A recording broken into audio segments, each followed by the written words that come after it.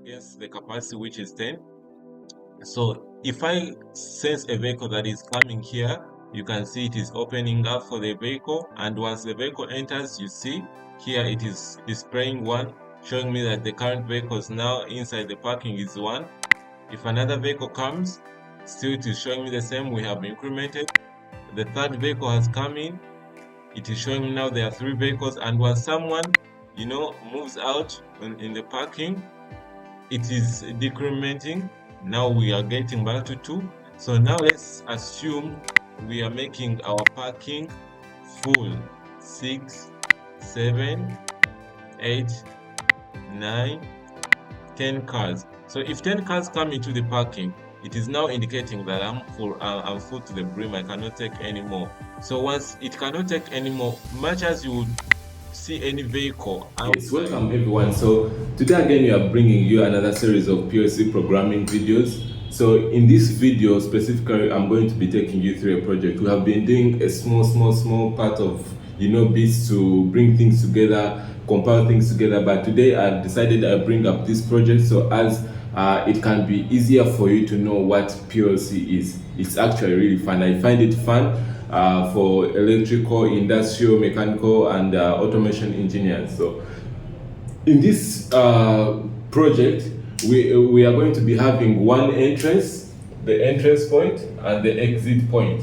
So at the entrance point, we have to have a sensor. So when this sensor is there to sense any coming car, and then it opens.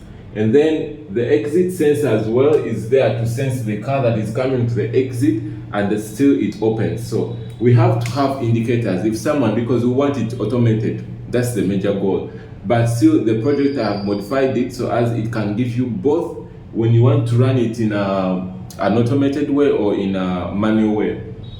So I have designed it in such a way that of course every parking is supposed to be having its capacity. Let's say 100 cars, 50 cars, or any number of cars, name it. So for this my project, I'm just using 10 cars because we want to simulate. So to reach 10 is quite easier for us, not waste a lot of time, than reaching 100. So that's why, but still we can modify, put any number. It's just a variable storing a number. So in here, whenever we have space in the parking lot, this is our area, our parking lot, there should be indicators. Whenever someone is driving and is coming to your parking, is supposed to be knowing is there parking or not. So when they see a green light, they should be notified there is space. And when they see a red light, it is occupied to the brim, so no one should go there. So this is what we want our PLC to command to us.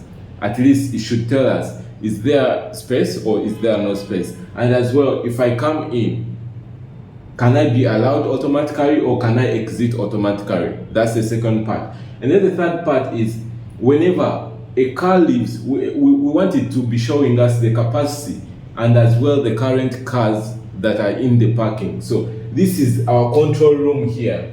We have a control room, and this control room, we're going to be having a screen which is displaying the current cars, the capacity of the parking, all that, and again displaying to us how the whole process is moving. So you realize, why do you need automation? You need automation so as you leave the field, because in automation, in automation engineering, we have something, we have field, and then we have something of the remote, like the field sensors and everything. You're not going to be there. You receive all these signals, they come to the PLC, and the PLC takes the information to your human machine interface and now brings us to SCADA.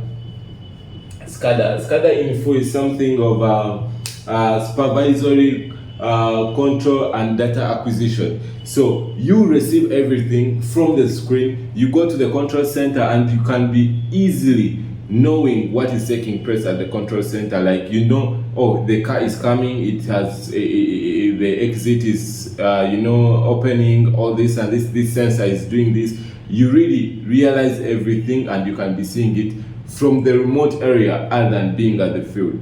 So I have done everything. I'm going to run it for you and show you what each and everything means. So as you can appreciate the technology of PLC, and if you're interested, the code is there, and as well the human machine interface is there for you to assimilate. And then if anything is needed from my side, just comment below and you tell me what you need me to incorporate, and then we see how it goes. Thank you. Welcome in this programming session. So I'm not gonna waste any time. I will show you how everything has been done. So let's open the program. Uh, it's this parking program.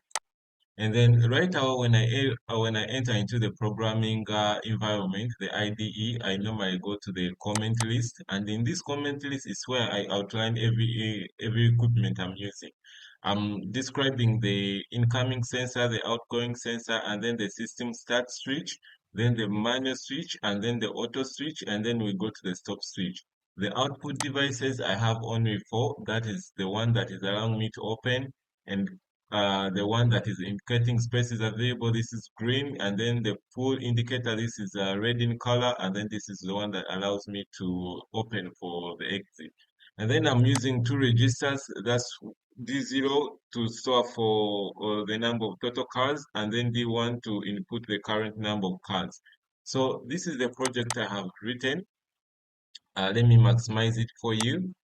In this project, this is the system start. Whenever I start the system, whenever the client presses the start button, it should immediately transfer this figure. Let's say you have 10 number of cars, like the capacity of 10 number of cars, it will be immediately stored to one register, and then the total number of cars will be 10. So the other point, he or she will have to select if he wants to run the system in auto mode or manual mode. So whichever mode he chooses, we shall definitely have this system enabled. That's for the first ladder. And then for the second ladder, it's the one that tries to increment the number of vehicles. If any vehicle comes inside, it will increment. So if there is any incoming vehicle, this is the incoming sensor. It is senses the vehicle, and the stop button is in normal close. This one is already fired because the space is available. That means we shall add. So if we had 0 here, and then we have to increment it by 1, and then we again saw in D1. So now the total number is 0 plus 1. It becomes 1. So secondly, this one is to allow a vehicle to enter inside. So if the incoming sensor senses we are running in auto mode, then we have to go on this relational function whereby we are comparing the current number of vehicles with the total number of vehicles. If it is less than, then that means we should open. This one will be fired. The motor for the whatever will be energized, the entrance. And then on this ladder, we are trying to indicate to the user, you're coming, you're approaching the parking. Is it free, or like, do we have space or not?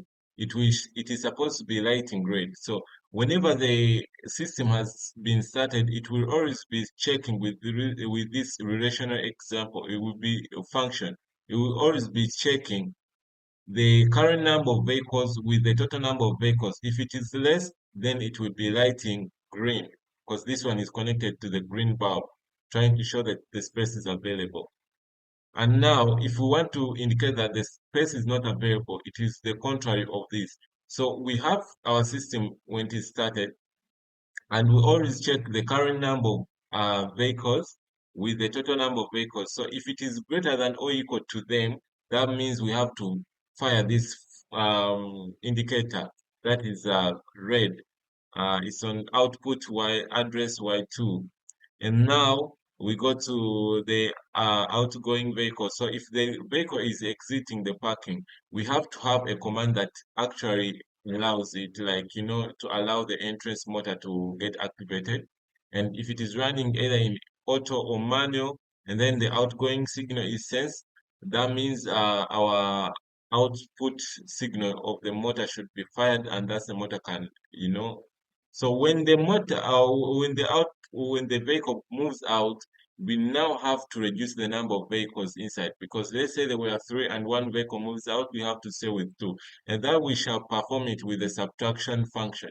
So if we see an outgoing signal, we have to reduce the current number of vehicles or the current counter by 1. So that's why we have used subtract. And now this is how we have done our ladder programming. Here I have to run the PLC, or first I can compile. It's showing me 0 errors. After compiling, I go to download it to the PLC.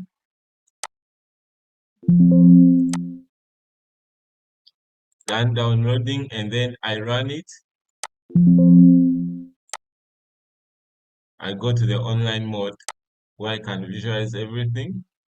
And now, additively, I have programmed all this screen for HMI. So as you can visualize everything and make it more easier. And now, I go to this project as well. I compile it.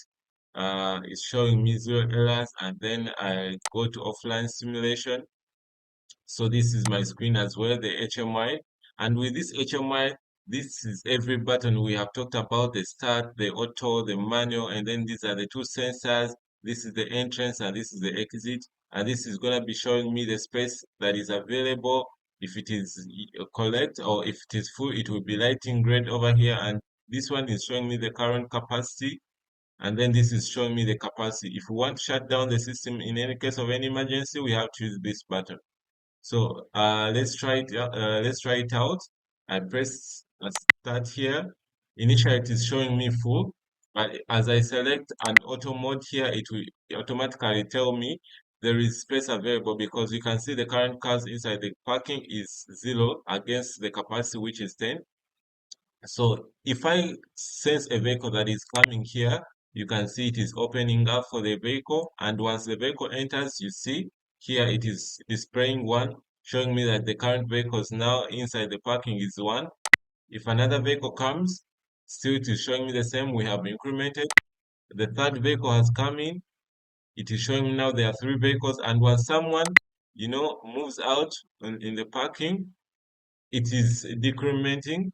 Now we are getting back to 2. So now let's assume we are making our parking full: 6, 7, 8, 9, 10 cars. So if 10 cars come into the parking, it is now indicating that I'm full to the brim. I cannot take any more. So once it cannot take any more, much as you would see any vehicle outside, it won't affect the entrance. It will stay closed. Not until we have to let one vehicle move out or 2, and then again our system allows us to accept any other vehicle.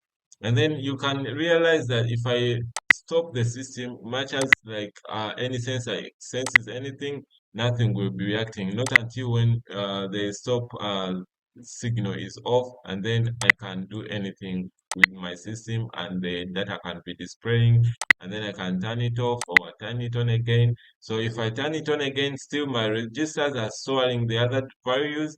And let's say I saved when my parking was having 8 vehicles, I will have to just stop up or reduce. So thank you. If you want to know how to program everything, keep following these videos. You get to know everything.